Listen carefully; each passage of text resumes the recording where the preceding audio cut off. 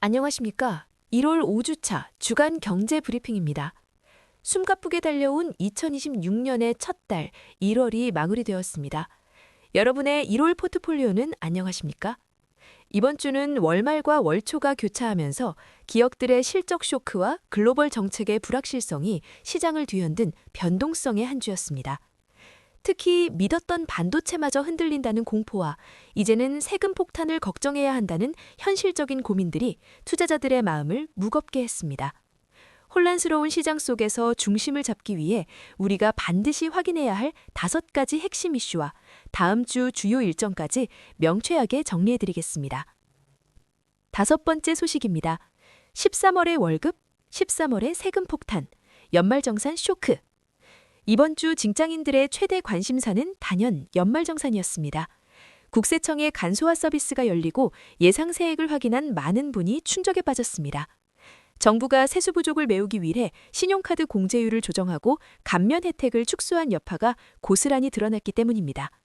환급은커녕 토해내야 한다는 볼멘 소리가 커뮤니티를 달궜습니다.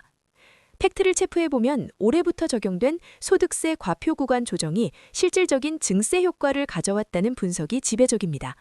물가 상승분을 반영하지 못한 과표 구간 때문에 명목임금은 올랐지만 실질 소득은 줄어든 상황에서 세금 부담만 늘어난 브래켓 크립 현상이 발생한 것입니다. 이것이 시사하는 바는 명확합니다. 이제 절세는 선택이 아닌 생존의 문제입니다. 단순히 소비를 줄이는 것을 넘어 IRP, 개인형 퇴직연금이나 연금저축펀드 같은 세액공제 상품을 한도까지 꽉 채우는 강제저축 전략이 필수적입니다. 또한 금융투자소득세, 금투세 관련 논의가 다시 수면 위로 떠오르고 있는 만큼 절세계좌인 ISA의 만기와 한도를 점검하는 것이 2월 재테크의 첫걸음이 되어야 합니다. 4번째 소식입니다. 중국발 디플레이션 공포, 한 수출 전선 적신호. 4번째 소식은 바다 건너 중국에서 날아온 비보입니다. 중국의 1월 제조업 PMI가 예상치를 크게 밑돌며 4개월 연속 위축 국면을 이어갔습니다. 중국 정부가 돈을 풀어도 경기가 살아나지 않는 유동성 함정에 빠졌다는 분석이 힘을 얻고 있습니다. 문제는 이것이 남의 일이 아니라는 점입니다. 한국의 대중국 중간재 수출이 직격탄에 맞았습니다. 이번 주 발표된 1월 수출입 동향에서 대중국 수출은 전년 동기 대비 8% 가까이 감소했습니다. 석유화학, 철광 등 전통적인 효자 종목들이 중국의 저가 밀어내기 공세와 수요 부진이라는 이중고에 시달리고 있습니다. 전문가들은 중국 리오프닝 효과는 끝났고 이제는 차이나 리스크를 관리해야 할 때라고 경고합니다. 투자자 여러분, 중국 소비재 관련주나 중국 매출 비중이 높은 기업에 대한 눈높이를 낮추셔야 합니다. 대신 중국 시장의 대안으로 떠오르고 있는 인도나 동남아 시장 아니면 북미 인프라 투자와 연동된 전력기기, 건설기계 섹터로 포트폴리오의 무게중심을 옮기는 탈중국 전략이 유효해 보입니다. 3번째 소식입니다. K배터리의 겨울, 전기차 캐즘, 언제까지? 2차전지 투자자분들에게는 참으로 고통스러운 한 주였습니다. 테슬라의 실적 부진에 이어 LG에너지솔루션과 삼성 SDI 등 국내 배터리 셀 3사의 4분기 실적에 시장의 기대치를 하회했습니다. 전기차 수요 정체기, 즉 캐즘이 예상보다 길어질 수 있다는 공포가 주가를 짓눌렀습니다. 핵심 원인은 고금리와 보조금 축소입니다. 할부금리가 여전히 높아 전기차 구매 매력이 떨어졌고 유럽과 미국의 전기차 보조금 정책이 자국 우선주의로 재편되면서 한국 기업들의 입지가 좁아졌습니다. 리튬 등 광물 가격 하락으로 인한 재고평가 손실도 실적 악화의 주범이고 꼽힙니다. 하지만 비관론만 있는 것은 아닙니다. 전문가들은 지금이 바닥을 다지는 구간이라고 진단합니다. 상반기까지는 재고 조정이 이어지겠지만 금리 인하 기대감이 살아나는 하반기부터는 반등이 가능하다는 시각입니다. 대응 전략으로는 소재보다는 장비나 전고체 같은 차세대 기술주로 압축 대응하거나 긴 호흡으로 분할 매수하는 인내심이 필요합니다. 지금은 공포에 손절하기보다 기업의 기술력과 수주 잔고를 믿고 버텨야 하는 인내의 시간입니다. 2번째 소식입니다. 미 FOMC 금리 동결, 파월의 입에 쏠린 눈. 전 세계 금융시장의 이목이 집중되었던 1월 FOMC 연방공개시장위원회 회의가 마무리되었습니다. 연준은 예상대로 기준금리를 동결했습니다. 하지만 시장이 기대했던 3월 조기 인하에 대해서는 제롬 파월 의장이 그럴 가능성은 낮다며 선을 그었습니다. 파월 의장의 발언은 여전히 매파적, 강경이었습니다. 물가가 잡히고 있다는 확신이 더 필요하다는 그의 말 한마디에 뉴욕 증시와 한국 증시는 일제히 조정을 받았습니다.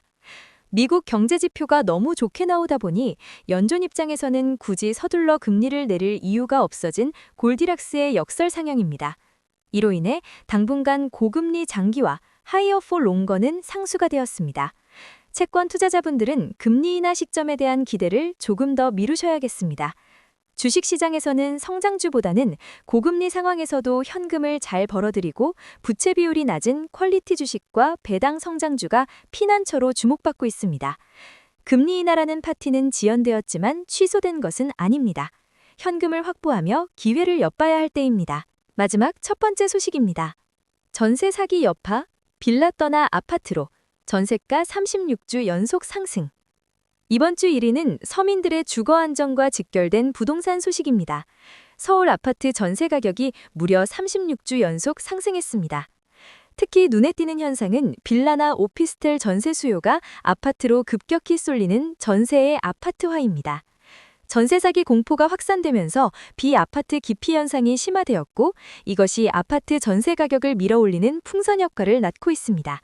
여기에 2년 전 계약갱신 청구권을 사용했던 매물들이 신규 계약으로 시장에 나오면서 집주인들이 4년치 인상분을 한꺼번에 반영하려는 움직임까지 더해졌습니다. 전문가들은 봄 이사철이 다가오면서 전세난은 더욱 심화될 것이라고 경고합니다. 전세 가격 상승은 결국 매매 가격의 하단을 지지하는 역할을 하게 됩니다.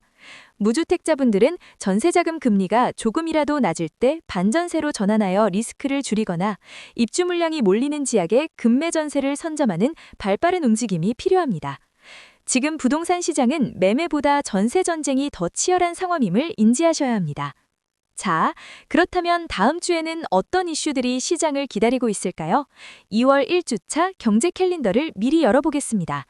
가장 중요한 일정은 한국 시간 2월 6일 발표되는 미국 1월 고용보고서입니다. 지난달 고용이 너무 좋게 나와서 금리 인하 기대감을 꺾어 놓았었죠. 이번에도 고용이 뜨겁다면 시장은 또 한 번 발작할 수 있습니다. 또한 국내에서는 현대차와 기아의 주주환원 정책 세부안 발표가 예정되어 있습니다.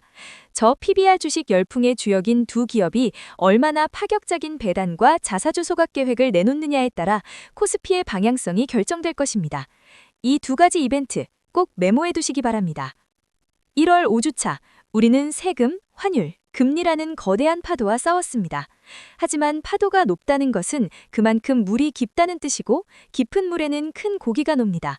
변동성을 두려워하기보다 그 안에서 저평가된 자산을 찾아내는 해안이 필요한 시점입니다. 2월은 기업들의 주주총회 시즌이 시작되는 달입니다.